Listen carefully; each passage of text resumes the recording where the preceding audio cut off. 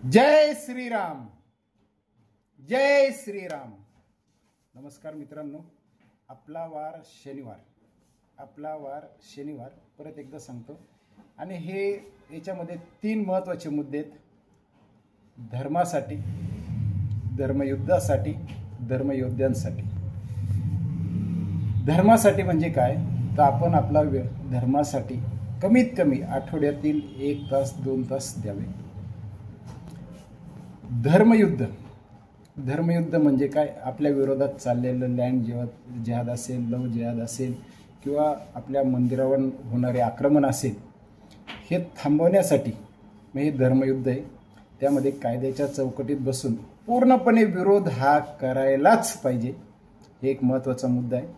आणि तिसरा मुद्दा आहे धर्मयोद्ध्यांसाठी। जे लोक मी पाहतोय आता नाशिक शहरात एक 200-300 व्यक्ती आहेत की वेगवेगळ्या संघटनात पक्षात कसं तर असेल, पण धर्माचं काम करणाऱ्यांची संख्या 200पेक्षा जास्त जात नाही। ज्याही वेळेला आपण याचा अनुभव घेतला असेल, मोर्चा काढला, निवेदन द्यायचे, कलेक्टरला भेटायचे किंवा नगरपालिकेच्या बाबतीत काही मुद्दे असेल तर त्यावेळेला 200, 500, 1000 ह्यापेक्षा जास्त आपली संख्या राहत नाही। बऱ्याच वेळेला लोक मला नावं ठेवतात, पण नाईलाज होतो। आत्ता जर आपण पाहिलं मुस्लिम लोकांच्या ह्याच्यात आय लव मोहम्मद या बॅनरवरून भारतातील फार मोठ्या शहरांमध्ये ही दंगल होते आहे। आणि काही वेळेला वाटतं हे पूर्ण नियोजित आहे, कारण शुक्रवारची नमाज दुपारची झाल्यानंतर ह्या सर्व ठिकाणी पोलीस आणि प्रशासकीय इमारती किंवा गाड्या यांना टार्गेट करण्यात आलं।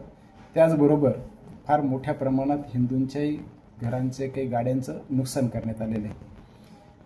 होतं काय की ते ज्याप्रमाणे एका दिवशी एका वेळेला एक ठिकाणी ज्याला जुम्मे की नमाज म्हटलं जातं, त्यावेळेला मात्र सर्व काम सोडून ते एकत्र येतात, धर्मावर जे काही चर्चा करायची असेल ती चर्चा करतात आणि त्यानंतर ॲक्शन प्लॅन तयार होतो।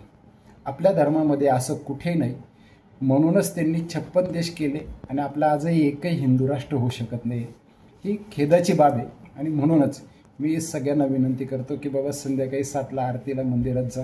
प्रत्येक मंदिरात आरती सुरू करण्यासाठी प्रयत्न केलेला आहे। प्रत्येक व्यक्तीला एकच सांगितलं, विनंती केली की तुमच्या जवळ असलेल्या मंदिरात जा। असं काही नाही की ह्याच मंदिरात जायला पाहिजे, मंदिरात जाणं महत्त्वाचं आहे। कारण आपले सगळ्यात जास्त मंदिरांची तोडफोड झालेली केवळ आपलं दुर्लक्ष झाल्यामुळे, म्हणून मंदिरात जाणं हे गरजेचं आहे। नाही जमत आहे त्यावेळेला आपल्या घरात पूजा पाठ करा, दिवाबत्तीची वेळ बऱ्याच ठिकाणी संध्याकाळची आहे ती 7ची करा। त्याच वेळेला रामरक्षा, हनुमान चालीसा जे जमेल ते करायला पाहिजे, ही एक विनंती आहे। आणि आपला वार शनिवार परत एकदा सांगतो, धर्मासाठी, धर्मयुद्धासाठी आणि धर्मयोद्ध्यांसाठी या 3 याच्या पॉईंटवर आपण काम करतोय। आपल्याला विनंती हात जोडून ह्या सगळ्या गोष्टीचा विचार करा। जर आपला वार शनिवार हे हळूहळू जर सगळ्यांनी भारतभर वापरलं तर आपली एकी फार मोठ्या प्रमाणात दिसणार आहे। आणि हीच आपली संकल्पना आहे की धर्मासाठी, धर्मयुद्धासाठी आणि धर्मयोद्ध्यांसाठी आपला वार शनिवार।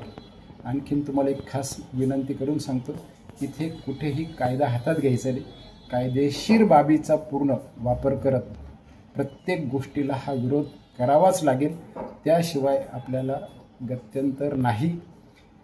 जय श्रीराम, जय श्रीराम।